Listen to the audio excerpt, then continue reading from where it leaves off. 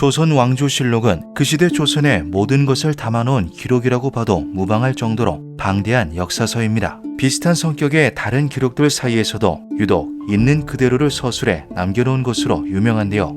이 책에는 일반적이지 않은 이상한 기록들 또한 남아있습니다.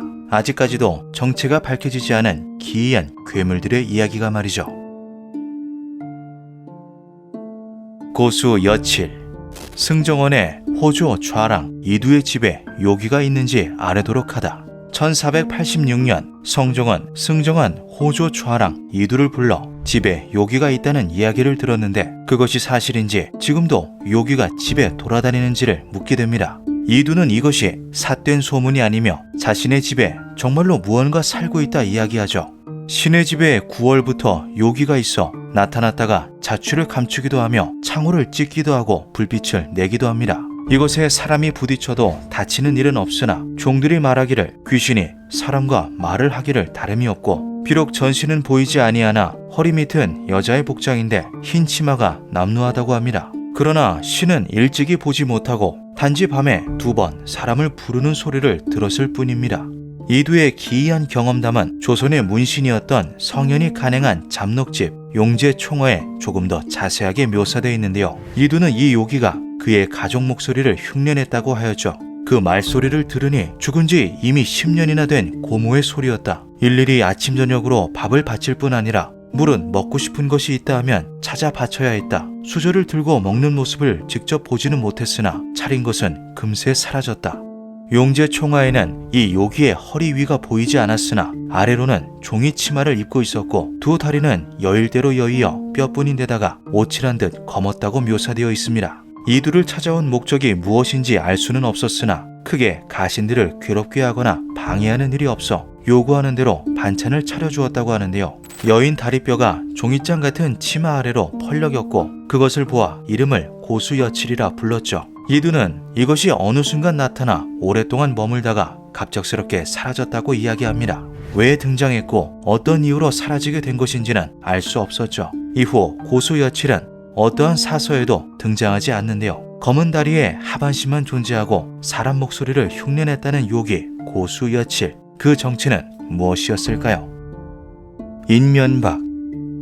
강원감사 김상이 우박과 번개가 내려 곡식이 손상됨을 아뢰다. 1626년 강원도 금화현과 춘천에 세찬 우박이 쏟아져 농작물이 크게 피해를 입게 됩니다. 우레와 번개가 치고 우박이 비와 함께 섞여 내렸다고 되어 있는데요. 실록에는 농가가 피해를 입었다는 내용에 대해서만 적혀 있지만 조선의 실학자인 이익의 성어사설에는 이 우박에 대하여 기이한 묘사를 덧붙이며 흉조라고 이야기하였죠.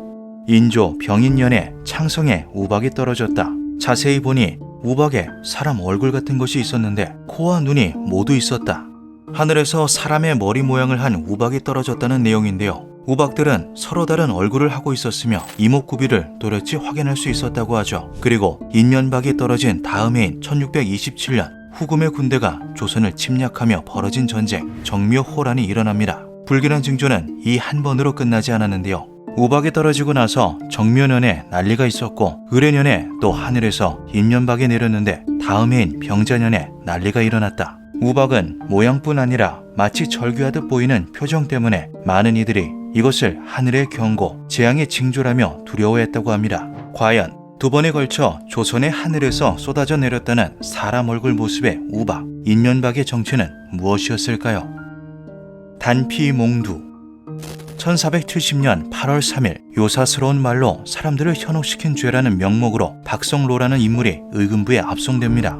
그것은 사람 모양 같고 키가 한 길이 넘었다. 몽두만 쓰고 하늘로부터 내려왔는데 그 집 사람이 늘 식사 때마다 한 마리 쌀로 밥을 지어 먹였더니 귀신이 말하기를 나의 아우도 또 내려오는데 오면 큰 풍년이 들 것이다 라고 하였다. 박성로는 자신이 태어나 단 한 번도 본 적이 없는 기묘한 것을 보았는데 이것은 머리에 모자 같은 것을 뒤집어 쓰고 하늘에서 내려와 자신의 말을 들으면 형편이 나아질 것이라 예지했다고 이야기했습니다. 특이한 것은 머리에 뒤집어 쓰고 있는 것이 견고한 쇠로 된 항아리처럼 보였다는 것인데요. 그것이 죄인을 압송할 때 쓰는 몽두와 비슷하다고 하여 후에 단피몽두라 불렸다고 하죠.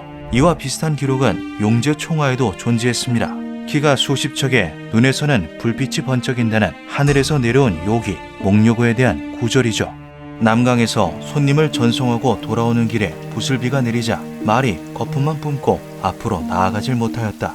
길가 동쪽 골짜기를 바라보니 어떤 사람이 삿갓을 쓰고 있었는데 키가 수십 척이요 삿갓 아래에 비치는 낯이 소반 같고 눈이 횃불과 같아 괴이한 현상이 범상치 않았다. 말을 멈추어 나아가지 않고 한참을 눈여겨보니 그 사람이 문득 머리를 돌려 위를 향하고 점점 소멸하여 하늘로 올라가 버렸다.